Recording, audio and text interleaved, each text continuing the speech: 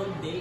I'm Cedric Ken Magalong-Naliago, your assessor for the Beauty Care Nail Care Institute qualification. I'm here to assess your ability to prepare nail care service.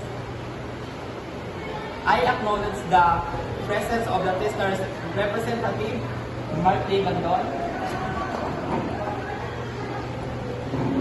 This assessment, I inform you that this assessment is being recorded via CCTV for documentation and transparency purposes. Please present your admission slip and attendance sheet to verify your attendance at the assessment.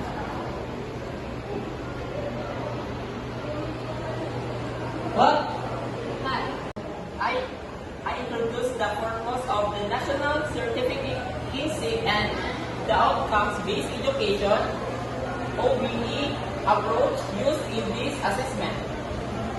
What is assessment context and purpose? The assessment is a process of evaluating your ability and knowledge is beauty care, nail care institute to ensure you are competent in the required skills, qualification, and units of competency.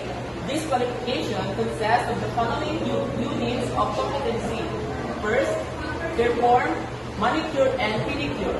And second, provide hand and foot spa service. Third, maintain a safe and hygienic work environment. Tasks to be performed.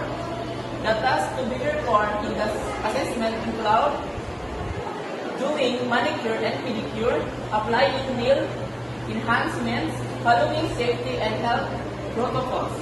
Assessment procedure. The assessment will conduct through first, demonstration of skills, second, oral questioning, and last, observation of practical work. Assessment result will be components and if all requirements are met or not yet competent. If there are parts that need improvement. Religious and medical consideration.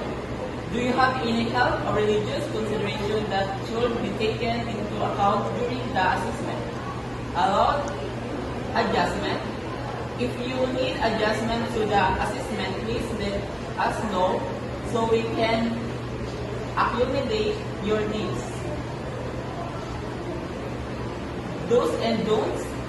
Do follow safety protocols and show proper technique. Don't use unapproved materials or violate health, religious rights and appeal system. You have the right to appeal the assessment result if you disagree the appeal process in under the guidelines. Insurance and valid date of COC.